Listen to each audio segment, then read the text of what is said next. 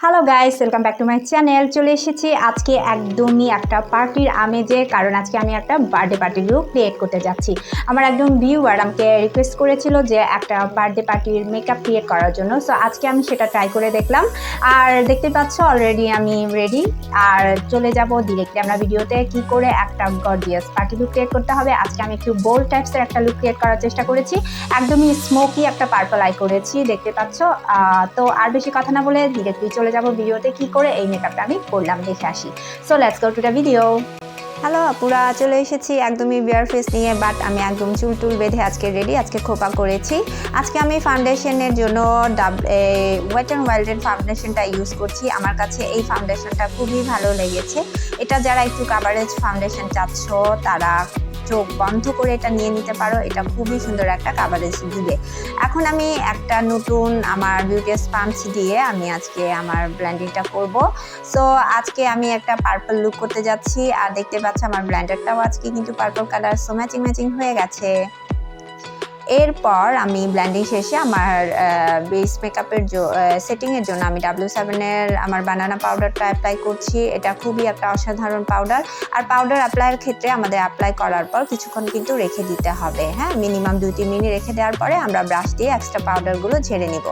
তো আমি চোখের নিচের অংশে রেখে বাকিগুলো সব কিছুই ঝেড়ে নিয়েছি।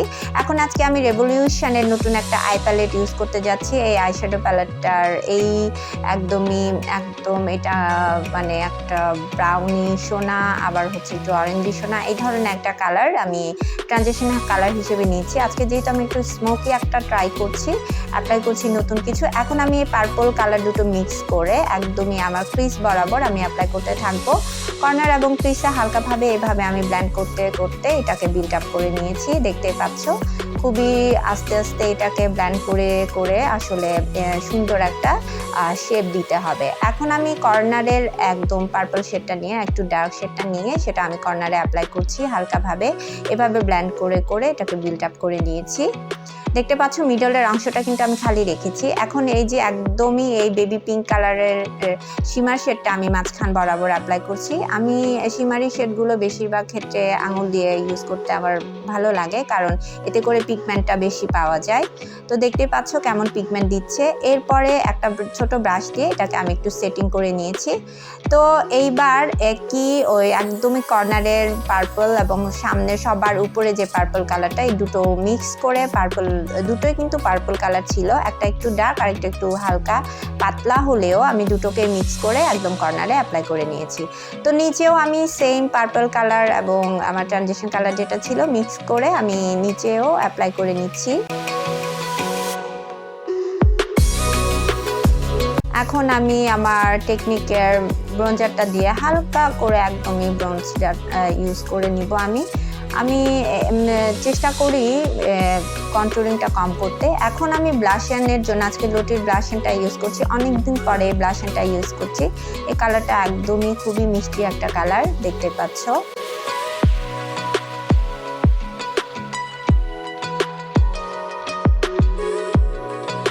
আজকে আমি এখন আমার নোজটাকে একটু ভালো করে কন্ট্রোলিং করে নিব। সেম আমি টেকনিকের ব্রঞ্জারটা ইউজ করেছি, তো এটাকে ভালো করে আমি একটু ব্লেন্ড করে নিচ্ছি। এরপর আমি একটা ব্ল্যাক কাজল আমার উপরের অংশে অ্যাপ্লাই করছি, আর নিচের অংশে আমি হোয়াইট কাজলটা অ্যাপ্লাই করব। দেখতে পাচ্ছ হোয়াইট কাজলটা দেওয়ার পরে চোখে অনেকটা হচ্ছে মানে বড় দেখায়। এরপরে আমি আমার W7-এর মাস্কারাটা অ্যাপ্লাই করে নিলাম। এখন আমি পিঙ্কি পোকাসের এই মাস্কারাটা ছোট যেটা, সেটা আমি নিচে অ্যাপ্লাই করেছি।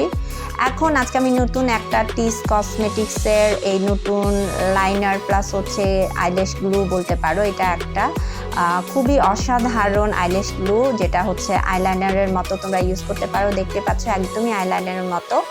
জাস্ট আমি এখন আমার আইল্যাশটাকে বসিয়ে দেখাবো তোমাদের। খুবই দ্রুত এটা বসে যাচ্ছে এবং ইজিলি আমার একদমই সোজা মনে হয়েছে। জাস্ট একটু যারা একদমই পারো না আইল্যাশ লাগাতে, তারাও কিন্তু এটার মাধ্যমে ইজিলি আইল্যাশটা লাগাতে পারো। আমার কাছে খুবই ভালো লেগেছে। সো দেখো খুব তাড়াতাড়ি লাগানো শেষ হয়ে গেল।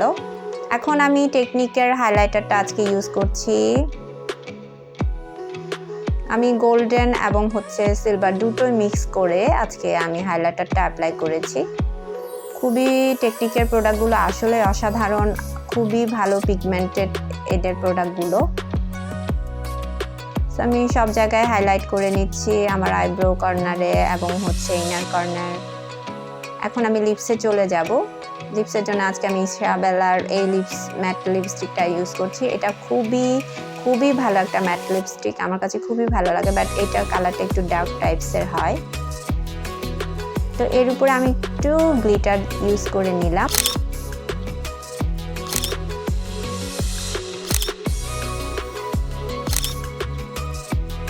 সো আপুরা, this is the final look. আমি আজকে একদমই পার্টি একটা লুকে চলে এসেছি। দেখতেই পাচ্ছ একদমই ড্যাশিং কি বলবো, একদম গর্জিয়াস একটা লুক।